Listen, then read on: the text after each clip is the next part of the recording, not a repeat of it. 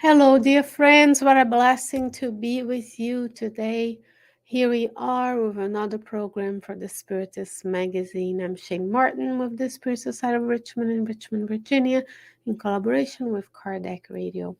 Here we are. We have yet another beautiful article from issue 62. Excuse me, which is the newest issue of the Spiritist magazine. And this article, I'm going to complete here for you, is by the Spirit Andrea Luiz. And this is one of the chapters from the book Spiritist Conduct by Andrea Luiz through the mediumship of Waldo Vieira. What a blessing to be here today. So we're going to be talking about a spiritist conduct regarding past and future revelations. So what do we do as spiritists if we are privy to what's happened in someone's past? Let's say you just met them. You may be a medium. You have an idea of what happened to them in their childhood and even in a previous life or yourself. And what do we do if we are allowed to know what's coming next? How do we behave in front of those revelations? A very important topic, right? We want to be discreet. We want to align our behavior with the teachings of the Spirit, not only in the seminal works of Kardec, but also in these books such as The Spiritist Conduct, which are serious works from the medium Francisco Cândido Xavier. What a blessing to be here. Let's get started. Issue 62. Make sure you go to the website to download. Make sure you open your app. And here we are seeing a screenshot of the article, the PDF version on my computer. This is the cover. In every issue of the magazine, right after the cover, you have a article from the book Spiritist Conduct by Andrea Luiz through Waldo Vieira. This happens to be chapter 40 of the book, so we're going to read it together today. Let's get rid of the thumbnails. We'll get a little bit more space to discuss.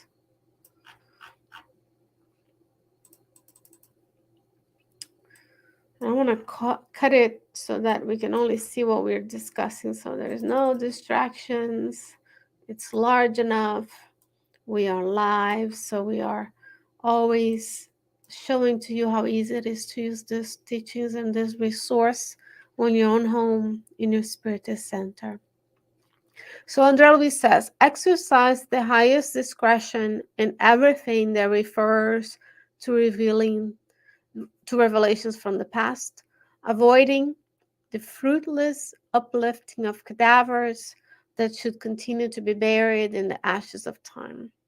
The past is the living cause, but it does not solve the present. Very important. Exercise discretion. So when we are privy to revelations from someone's life, from our lives, what good comes with disclosing that to someone or letting even that person know about that situation? That's when the attunement with the Spirit mantras and guides come into place. The more we know about what is good, is it true? Is it helpful? Is it going to be delivered in a kind manner, if at all?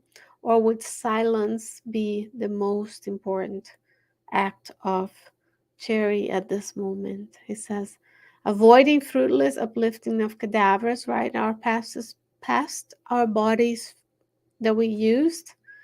Blessed were they in previous lives, but now they are buried and they return to the soil, to the earth, and then they stay in the past. What we did in the past is the cause of where we are today, multiplied by the grace of God, right? If we were, it was not one to one. God grants us so much that we are able to be here today in this blessed space with the resources that we have. But he says the past is a living cause, but it does not solve the present. So it may not be of no use for people to know what was done in the past. As Kardec tells us in the Spirit's book and other of his works, the forgetfulness of the past is a blessing.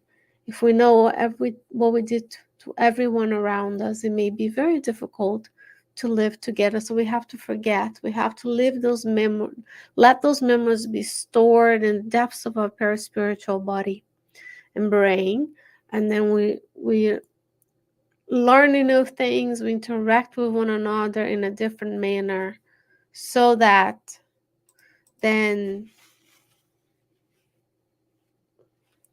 we can grow and be with one another. What else does he tells us? He says, be convinced that for now no one should know the events prior to the current incarnation for trivial or frivolous reasons. The superior wisdom in revealing someone's past considers the good of all. Again, was it good for people to know that they live in a certain place, that they were or were not the relatives of someone? This would be frivolous curiosity from our part. If there was a way, there was a reason for us to learn, God would allow us to do. If you go to the book Messengers by Luiz, he explains cases of failed mediumship. And one of the cases was a person who was allowed to know his past life. He was incarnated as a man, and also the past lives of his companions. So he was, instead of using the mediumship for the good and those revelations to remind himself, hey, you are where you are because of what you did, work today, he got curious and went after the people who were incarnated, not after as in the mean way, but he was curious to know who they were and searched for them, so he would know, oh, that cousin, that business partner, that bishop, whatever they were, where were they in this reincarnation? And remember, we may not reincarnate necessarily with the same people all the time. Maybe the people who live with us in different lives, they're reincarnated in different continents. So what is good to know of that information today? It's good to know that we're all children of God. And one day we'll be like Christ. We're going to love everyone, regardless if they're family or if they're acquaintances or not.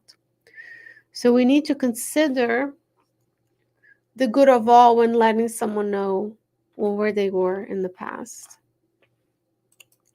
He says, do not be concerned about previous existences. Once any information in this regard be spontaneously provided by the higher plane, who rightfully judges what most suits one's responsibility. What has passed is recorded. So our memories, our sensations, our actions are recorded in our perispiritual body. That's taught by Kardec, especially in the book Genesis. But then God allows us to know and maybe not know. So if we come to a situation where it's needed, the spirits will guide us to disclose, but perhaps that may not be the time. Be serene regarding your forthcoming successes, analyzing with righteous logic all information which refers to predictions. Real prophecy has divine signs. So let's say now we are talking about what's coming next. If you know of someone who's going to do X, Y, and Z, or if you know that you're supposed to do X, Y, and Z, we need to analyze it. In the Medium's book, we learn from Kardec that frivolous spirits will give communications as well as superior spirits.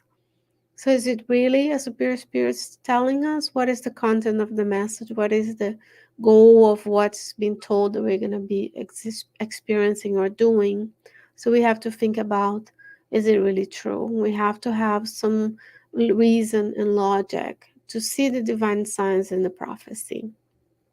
And of course, Jesus is at the helm, but we do the work on the ground, right? The spirits need us, and we need them, and together we accomplish the goals that are for all. Now it's going to talk about astrological revelations. Never be impressed by unfavorable astrological predictions. In the certainty that if this influence skews us, our will is the decisive force. We have with us the life we seek. Thought is life. If someone is writing about your sign and whatever, good for them, I guess. But we shouldn't put too much emphasis on those predictions because we create the life we want. The the forecast for astrology may be very positive, but if we spend our time in negative, incarnating evil without being able to forgive, without following Christ's, we're not going to create a positive life. So we have the life we seek, we have the life we think of, we have what we focus on, our central desires, and Luiz tells us. He says, keep in mind that many souls return to the greater life carrying with them enormous frustrations due to the mistakes which they gravitate towards for having embraced revelations deprived of credibility. We are heirs of our own actions. So we have to think about, if I knew today what I was going to be tomorrow, would I work hard? Or would I change the course? So sometimes not knowing is a blessing.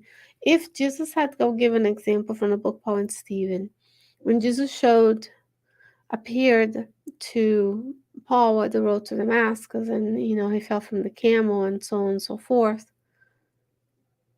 Imagine if Jesus had told him, you're gonna go, you're gonna travel these hundreds of miles by foot.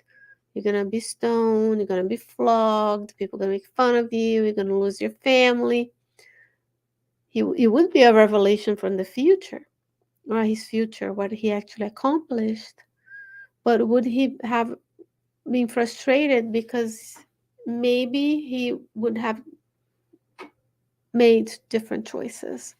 So what is the credibility of the revelations? Who's telling you what kind of content it is? The Medium's book is very specific about. We analyze the language, we analyze the message to know which kind of spirit is behind it. And we do have pseudo knowledgeable spirits, pseudo wise spirits who sound really good, but in depth they aren't. So we have to be very careful what we know of the past and what's allowed of us to the future.